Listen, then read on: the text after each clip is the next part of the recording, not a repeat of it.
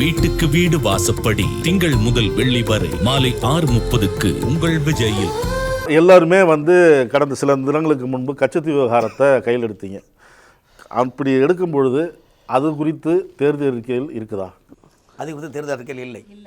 காரணம் என்னென்னா, அந்த விஷயத்தை பொறுத்தவரை நல்லா புரிஞ்சுடுங்க. நீங்கள் இந்தியா நாட்டு குடிமகனை பொறுத்தவரை அந்த விஷயத்தில் கச்சத்தீவு விஷயத்தை பொறுத்தவரைக்கும் நமக்கு சைனா நமக்கு நெருக்கடி கொடுக்கின்றது. இதெல்லாம் நிறைய விஷயங்களுக்கு சார்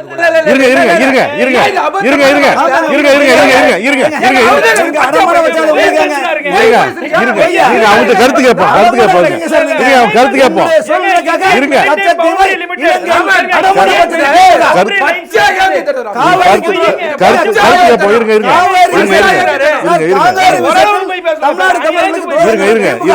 இப்ப பதில் சொல்லிட்டீங்களா? இருங்க. பிரதமர் முதல் எல்லாருமே கட்சி விவகாரத்தை கையில் எடுத்தாங்க. ஆனா தேர்தல் அறிக்கையில் இல்லை. அது ஒத்துக்கிட்ட தேர்தல் அறிக்கை இல்லைங்கிறதுக்கு ஒரு காரணம் சொல்றாரு. நீங்க இதை எப்படி பாக்குறீங்க? அதாவது முழுக்க ஏமாத்தணும் அப்படின்ற முடிவு பண்ணிட்டாங்க. முடிவு எடுத்ததுக்கு அப்புறமா எப்படி அதை பேச முடியும்? இப்போ வச்சிருக்கிற எல்லா அறிக்கைகளையும் பார்த்தீங்கன்னா ஓரளவு மக்களை கவரக்கூடிய வகையில் அமைச்சிருக்காங்க. இப்போ இதில் எங்கேயாவது நான் இந்த மாதிரி இந்த சிவில் சட்டத்தை பற்றி அந்த மாதிரி பூதாகரமான விஷயத்தை எடுத்து சொல்லியிருக்காங்களா அப்படின்னு பார்த்தா எடுத்து சொல்லவே இல்லை. அப்போது இது எதுவுமே வேலைக்கு ஆகாது, இந்த பருப்பு வேகாதுன்னு பாருங்க. அந்த மாதிரி புரிஞ்சுக்கிட்டு அவங்க நினச்சிக்கிட்டாங்க, கச்சத்தீவை மட்டும் நம்ம கையில் எடுத்துட்டோன்னா நம்ம தான்டா ஜெயிச்சோம். ஏன்னா பாரத் மாதா கி ஜெய் அப்படின்னு சொன்னால் உடம்புல இருக்கிற நரம்பெல்லாம் அப்படியே புடைக்கும் தெரியுமா? அந்த மாதிரி இந்த கச்சத்தீவு அப்படின்றது நம்முடைய தேசத்தில் இருந்தது, திடீர்னு இந்த தேசத்துல இருந்து போயிடுச்சு அப்படின்னு சொன்ன உடனே மக்கள்லாம் அப்படியே பத்திக்குவாங்க அப்படின்னு நினச்சி தான் இதை கையில் எடுத்திருக்காங்க. என்னன்னா, இந்த 10 வருஷத்தில் எங்களால் செய்ய முடியல அப்படின்றதும் அங்கே வருது. ஆனால் அதுக்கு பதிலாக நாங்கள் வேற என்னென்னமோ செஞ்சோம் அப்படின்னு சொல்லி அந்த கணக்கை காட்டி அதை பேசினாங்க. ஆனால் அது இந்த பட்டாசு மேலே தண்ணி தெளித்த உடனே நமுத்து போயிடும் இல்லையா, அந்த மாதிரி பத்திக்காமல் போயிடுச்சு. பத்திக்காமல் போன உடனே இனிமேல் இதை நம்ம பேசணும்னா தேர்தல் அறிக்கையில கொண்டு வந்தோம்னா சரிப்பட்டு வராது. ஏன்னா அதற்கான சட்ட சிக்கல் எல்லாமே இருக்கு. அது ஒரு தேச பிரச்சனை இல்ல தேச பிரச்சனைனா அப்ப அதை இவங்க தீர்வு செய்யணும் இல்லையா? தேச பிரச்சனைன்னு சொன்னா அப்ப அந்த தேசத்தை பாதுகாக்க வேண்டிய பொறுப்பு ஒன்றிய அரசுக்கு உண்டு. பெரிய பிரச்சனைனா அதை எதுக்கு வெளியில பேசுறீங்க? பொதுவெளியில எதுக்கு பேசுறீங்க? அப்ப எப்படி பேச முடியும்? ரஃபேல்ல ஊழல் செஞ்சீங்கல்ல, உச்சநீதிமன்றம் கேட்டுச்சுல்ல, அப்ப என்ன சொன்னீங்க? 2 நாட்டு ஒப்பந்தம் வெளியில பேச முடியாது. இந்த வாய் தானே வட சுட்டுச்சு. இப்ப மட்டும் எங்க வந்தது? இப்ப இந்த வாயில இருந்து எங்க வந்தது? அப்ப வட சுட்டது யாரு? எது சர்க்காரு? கேட்ட கேள்விக்கு பேசுறதுக்கு என்ன சம்பந்தம்? கேட்ட கேள்விக்கு நீங்க பேச என்ன சம்பந்தம்? ஏங்க கேட்ட கேள்விக்கு நீங்க பேச என்ன சம்பந்தம்? கச்சத்தீவை பத்தி பேசுங்க. இப்ப கச்சத்தீவை கச்சத்தீவை பத்தி பேசுங்க. அண்ணாச்சியை பத்தி பேசுங்க. ஏங்க கச்சத்தீவை பத்தி பேசுங்க, அண்ணாச்சியை பத்தி பேசுங்க. ராமன் அருணாச்சல் பத்தி பேசுங்க, மணிப்புரம் பத்தி பேசுங்க, ஹரியானா பத்தி பேசுங்க, கர்நாடகா பத்தி பேசுங்க, காஷ்மீரை பத்தி பேசுங்க. காஷ்மீர்ல இன்னும் மாநில தேர்தல் நடத்த வக்கீல் உங்களுக்கு பேசிருக்கீங்க கர்நாடகத்துல இப்போதைக்கு சார் ஆட்சி கேட்டது பதில் நேரம் கடந்து போகுது. இறுதியா வச்சுக்கோ ஒரு விஷயம் சார், நீங்க வாய் புளிச்சதா மாங்க பிரச்சனை பேசிட்டு இருக்க போறீங்க.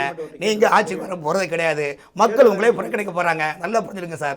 நீங்கள் 40 வரை டெபாசிட் எடுப்பீங்க பாக்குறீங்களா? தமிழ்நாட்டுல 40 டெபாசிட் போகுது. பாஜக ஆட்சி அமைக்கிறீங்க பாக்குறீங்களா? பார்க்கலாமா? வீட்டுக்கு அனுப்புறோம் உங்களை. வீட்டுக்கு அனுப்புறோம் சார். இந்த நாட்டு மக்கள் வீட்டுக்கு அனுப்புறோம். மத்தியில் வீட்டுக்கு அனுப்புறோம் உங்களை. அனுப்ப வேண்டியது வீட்டுக்கு அனுப்புறாங்க உங்களை. மோடி வீட்டுக்கு போவாரு. ஊழல்வாதிகளை கைது செய்வாரு. கடந்து போகுது. நேரம் கடந்து போகுது. நேரம் இல்ல. அதெல்லாம் மோடி ஜெயிலுக்கு போவாரு. ஆட்சிக்கு வந்தால் அதெல்லாம் மோடி ஜெயிலுக்கு போவாரு. சொத்து நீங்க என்ன சொல்றீங்க? நீங்க சொல்ல முடியுமா? நீங்க என்ன சொல்றீங்க சார்? நீங்க சொல்ல முடியுமா? ஊழல்வாதிகளின் சொத்துக்களை கையகப்படுத்தி ஏழைகளுக்கு கொடுப்போம் பிஜேபி சொல்லுது. காங்கிரஸ் சொல்ல முடியுமா? பிஜேபி நேரம் கடந்து போது இறுதி கருத்தா சொல்லுங்க. இல்ல, அதாவது ராமன் அவர்கள்ட்ட தான் இப்போ ஒரு மிகப்பெரிய கேள்வியில தேர்தல் அறிக்கை கொடுத்து வச்சிருவோம். முதல்ல 2014 இருந்து 2024 வரைக்கும் இவங்க பிரதமர் இருக்கிறாருல, அதாவது இந்திய நாட்டுடைய பொதுத்துறை எத்தனை துறையை உருவாக்குனீங்க? முதல் கேள்வி. எத்தனை துறை உருவாக்குனீங்க? காங்கிரஸ் பீரியட்ல இந்திரா காந்தி அம்மையார் வந்து 66 பொதுத்துறை, நேரு அவர்கள் 33 பொதுத்துறை, கிட்டத்தட்ட 100க்கும் மேற்பட்ட துறைகள். இன்னும் சொல்ல போனா வாஜ்பாய் அவர்கள் கூட 17 பொதுத்துறை உருவாக்குனார். இவர் எல்லாத்தையும் விட்டு அவுழ்த்தார். இவங்க சரி கேளுங்க, இரும்பை ஈரை பேராக்கி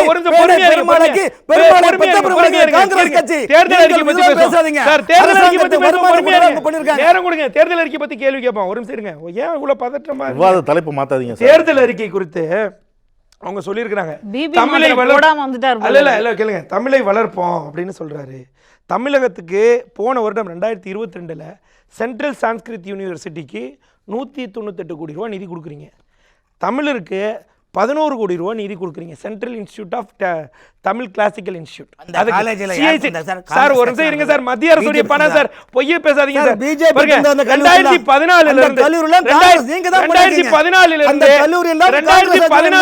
2024 வரைக்கும் தமிழ் வளர்ச்சிக்கு இவர்கள் கொடுத்த நிதி என்பது வெறும் 74 கோடி. 1480 கோடி. சரிங்க, வள்ளுவரை கொண்டு போக வேணாம். அதிகப்படியான இவர் கேக்குறதா கேக்குறாரு.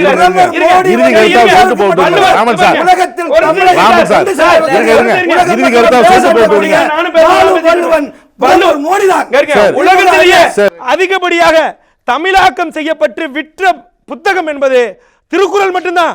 யாரும் நீங்க திருவள்ளுவர்லாம் கொண்டு போயிட்டு ப்ரொஜெக்ட் பண்ண வேணாம். நாங்க ஆல்ரெடி தொன்மையான மொழி, நீங்க தான் அங்க இருந்து வந்தேரிகள், மறந்துடாதீங்க. நாங்க என்ன கேக்குறோம் சார், இங்க கேளுங்க. நான் ஒரு நிமிஷம் கேளுங்க. சரி ஒரு நிமிஷம் இருங்க, இதெல்லாம் விட்டுருங்க, எல்லா பிரச்சனையும் விட்டுரும். தேர்தல் அறிக்கை தானே பிரச்சனை. தேர்தல் அறிக்கை தான். புல்லட் ரயில் விடுவேன்னு சொன்னீங்கல்ல, அவர் என் தோழர் கூட கேட்டார், அருமையான கேள்வி. இப்போ நான் சொல்கிறேன், August 2, 2023 MA HSR Mumbai, Ahmedabad, Pune மற்றும் சார்ந்திருக்கக்கூடிய எல்லா மாநிலங்களுக்கும் புல்லட் ட்ரெயின் விடுவேன், புல்லட் மோடி 3.0ன்னு விட்டிங்களே, அது எந்த அளவில் இருக்குது ஒரு கேள்வி. சரி அதெல்லாம் விட்டுருங்க, வந்தே பாரத்தை பற்றி பெருமையாக பேசினார். 2021 2022, 2022 2023 வரைக்கும் மத்திய பிரதேச சார்ந்த சேகர் கௌரவ் என்பவர் RTI போடுறார். என்னன்னா இவங்க எதுக்காக வந்தே பாரத் விட்டீங்க சார், வந்தே பாரத் எதுக்காக விட்டீங்க? ஸ்பீடாக போகிறதுக்கு தான் தெரியாது, சொல்ல மாட்டார். ஸ்பீடாக போகிறதுக்கு தானே விட்டீங்க. 83 கிலோமீட்டர் தான் போகுதுன்னு சொல்லி மத்திய அரசு RTIக்கு ரிப்ளை பண்ணியிருக்கு. வெறும் 83 கிலோமீட்டர், சதாப்தியை விட கம்மியாக இருக்கான். காரணம் என்ன சொல்கிறாங்க தெரியுமா?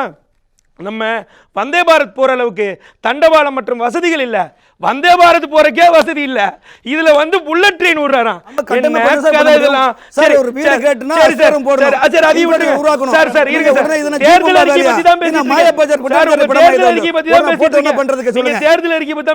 பொறுமையா இருக்க, நிறைய பேச வேண்டியது இருக்கு. அதாவது ஆயுஷ்மான் பாரத் திட்டத்தை பத்தி ஆல்ரெடி சொல்லியாச்சு. அது கிட்டத்தட்ட பிண ஊழல்னு சொல்றோம்ல, 2020 இருந்து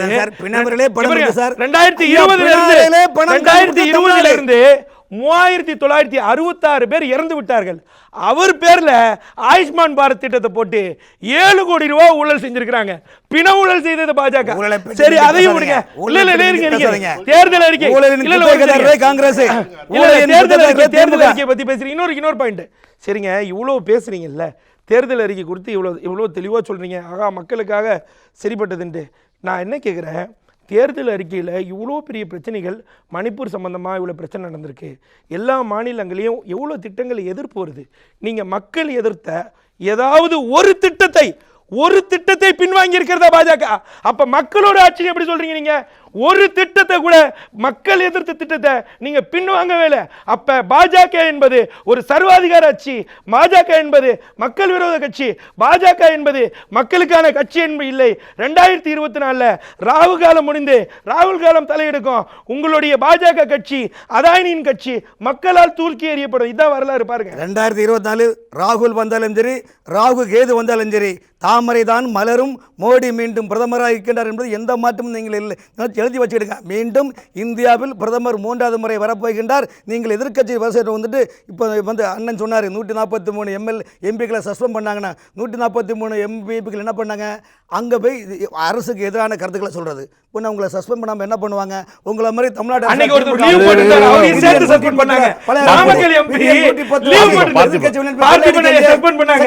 போட்டு பில் அடிக்கலையே, ஒருத்தர் பிஜேபிக்கு தைரியம் உள்ளது. பாஜகவுடைய அரசியல் திட்டங்கள் மக்களிடம் சென்று போகும். ஆகவே பாஜகவை மக்கள் ஆதரிப்பார்கள். இதுவே இறுதி கருத்து. இது தைரியம் இல்ல, திமிரு, அதெல்லாம் கிடையாது. ஆணவம், உங்களுக்கு அகங்காரம். என்னது அதெல்லாம் கிடையாதுங்க. இன்னைக்கு பிஜேபிக்கும் மோடிக்கும் ஆணவம், அகங்காரம், திமிர்ல சர்வாதிகாரம் ஆட்சி வந்தீங்க. சர்வாதிகாரம் இது பேர் தெரியுமா? சர்வாதிகாரம். ஒரே நிமிஷம் தெளிவா சொல்றேன். பொய்யா பேசி பொய்யா மட்டுமே மோதனமா வச்சு இந்த நாட்டை கற்காலத்துக்கு கொண்டு போன நினைக்கிற RSS உடைய அஜெண்டாவை நடைமுறைப்படுத்துற வேலையால் தான் இந்த மோடி. இந்த வேலையால் தூக்கி எறியப்படுவார். கவலையே படாதீங்க. ஒரே ஒரு கடைசியா ஒரு வார்த்தை ராமன், நீங்க பெட்ரோல் போட்டாலும் அதே 100 ரூபாய் தான், நான் பெட்ரோல் போட்டாலும் அதே 100 ரூபாய் தான். நீங்க மோடிக்கு சப்போர்ட் பண்ணி பேசுறதுனால உங்களுக்கு 40 ரூபாய்க்கு பெட்ரோல் போட மாட்டாங்க. தயவு செஞ்சு கேட்டுங்க, சொல்றதை கேட்டுங்க. நாளைக்கு சகோதரர் சொன்ன மாதிரி வந்தே பாரத் ட்ரெயின்ல அனாவசியமா காசு போடுங்கன்னா உங்க பாக்கெட்ல இருந்து தான் கொள்ளடிக்கிறார் மோடி, எங்க பாக்கெட்ல இருந்து தான் கொள்ளடிக்கிறார். நாங்க பேசுறது உங்களுக்கும் சேர்த்துதான். நீங்க பேசுறது இந்த மக்களுக்கு எதிரா, இந்த நாட்டுக்கு எதிரா, இந்த மக்களுக்கு துரோகம் பண்ணி பேசுறீங்க. நான் பேசுறேன் ஒரு நிமிஷம், நான் பேசுறது கொஞ்சம் கேட்கணும். நான் கொஞ்சம் பேசுறதே கேட்கணும். ராமன் தகவல் வெளியில போனோம். ராமன் தகவல் வெளியில போனோம். மோடி முதலமைச்சரா இருக்கிற வரைக்கும் மோடி முதலமைச்சரா இருக்கிற வரைக்கும் பேசின ஜிஎஸ்டி வேண்டாம், பேசின எதையுமே வேண்டாம். நாங்கள் என்ன கேட்குறோன்னா, நீங்கள் சொல்ல காப்பாற்றுங்க. இவ்வளோதான் எங்களோட சிம்பிளான கேள்வி. ஏதாவது ஒரு இடத்துல நீங்கள் பேசினதை 14லையோ 19லையோ இன்னைக்கு 24லையோ நீங்கள் காப்பாற்ற தயாரிக்கீங்களா? என்னோட ஒரே கேள்விங்க, சமூக நீதிக்கும் இடஒதுக்கீடுக்கும் உங்களுடைய ஸ்டாண்ட் என்ன? சமூக நீதி சும்மா சம்பந்தம் இல்லாம பேசக்கூடாது. கேள்விக்கு பதில் சொல்லணும். சமூக நீதிக்கும் உங்களுக்கு என்ன பிரச்சனை? தயவு செஞ்சு சொல்றேன். ராமன் நாங்க பேசுறது திரும்ப சொல்றேன், நாங்க பேசுறது உங்களுக்கோ உங்க பிள்ளைகளுக்கோ அடுத்த தலைமுறைக்கு சேர்த்து பேசுறோம். நீங்க என்ன பண்ணுவீங்கன்னா நிகழ்காலத்துல நீங்க தெளிவா சொல்றீங்க. நீங்க ஓட்டு போடல, நீங்க சமூகத்தை பேசாதீங்க. எது தெரியுமா சமூக நீதினா? ஒரு நிமிஷம் ராமசாமி ரெட்டியார் பாஜக ஒருத்தர் கூட சொல்ல மாட்டார்.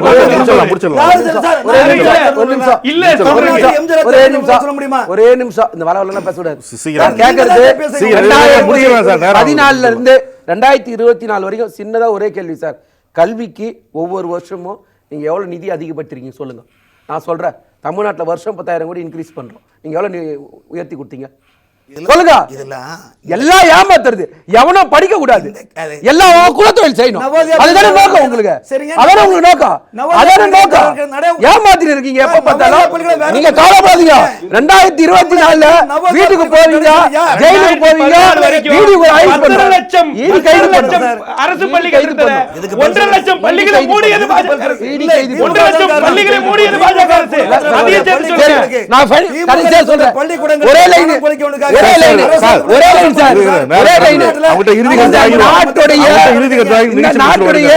தற்போதைய சர்வாதிகாரியான மோடி சீக்கிரமா வீட்டுக்கு போவாரு, ஜெயிலுக்கு போவாரு. வீட்டுக்கு போவது ஐஎன்டி கூட்டணி, நாட்டுக்கு ஆள்வது பிரதமர் மோடி.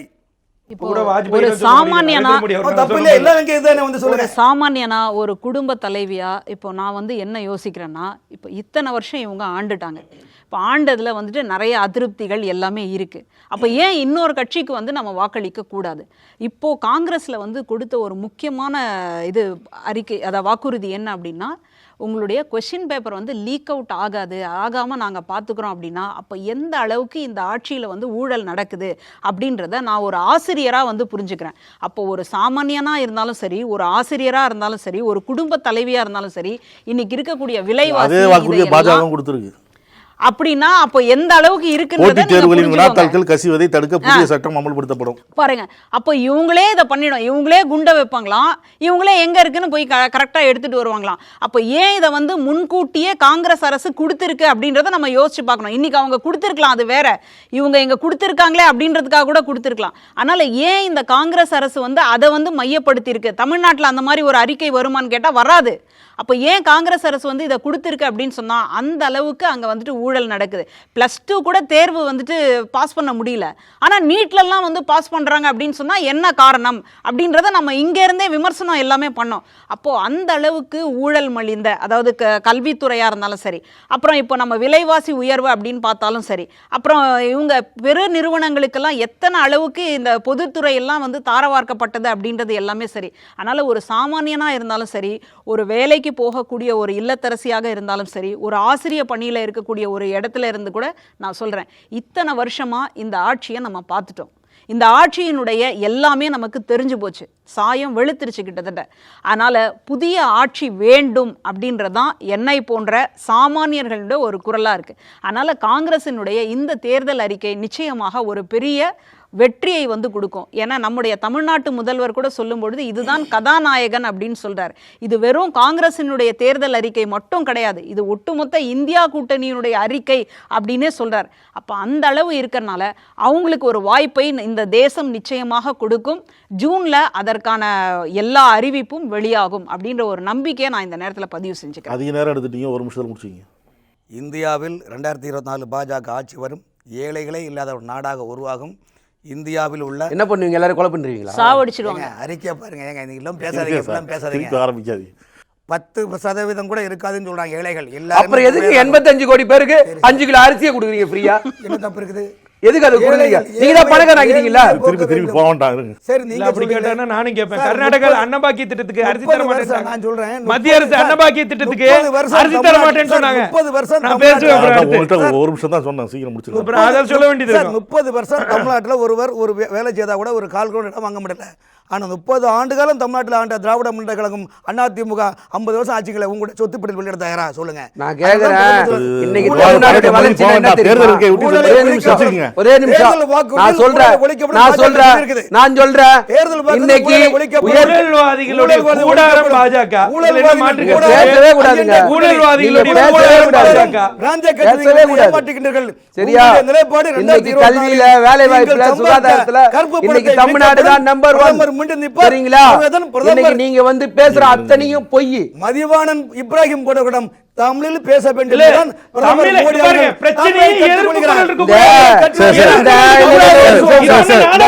பேசுற, தமிழ வளர்க்கிறேன், இதெல்லாம் நீங்க பேசக்கூடாது. ஏன் தெரியுமா? மோடி எதுல பேசுறாரு? அரசியலமைப்பு நாடு. இத நீங்க அரசியலமைப்பு சட்டத்தை அடித்துரைக்க பாருங்க. இத மக்கள் ஒருபோதும் ஏத்துக்க மாட்டாங்க. உங்களுக்கு என்ன எப்படியாவது வந்துடணும். மக்கள் ஏமாற மாட்டார்கள். மக்கள் ஏமாற மாட்டார்கள். மக்கள் தாமரைக்கு வாக்களிக்க உள்ளார்கள். பொறுத்திருந்து பாருங்கள். காங்கிரஸ் இப்ராஹிம் அவர்களே, திமுக மதிவன் அவர்களே, பேராசிரியர் மஞ்சள் அவர்களே, நீங்கள் பொறுத்து கொண்டு பாருங்கள். ஜூன் 4ஆம் தேதி கவுண்டிங். ஜூன் 4ஆம் தேதி டெபாசிட் எழுப்பீங்க. நீங்க டெபாசிட் எழுப்பீங்க சார். டெபாசிட்டே போடுங்க சார். கட்டுன போடுங்க. உங்களுக்கு கவலைப்படாதீங்க சார். விவாதத்தில் பங்கேற்றதுக்கு நன்றி சார். நக்கீரன் டிவிக்கு சப்ஸ்கிரைப் செய்யுங்கள். உங்கள் ஆதரவே எங்கள் பலம். ஆசிரியர்களுக்கு நண்பனாகவும் மாணவர்களுக்கு ஆசானாகவும் திகழும் தேர்வு வழிகாட்டி. ஒவ்வொரு பாடத்திற்கும் அனுபவமிக்க ஆசிரியர்களின் துல்லியமான தெளிவான விடைகள். CNC இருக்கு, தேர்வு பயம் எதற்கு? இது தீரன் பப்ளிஷிங் ஹவுஸ் விற்பனை வெளியீடு.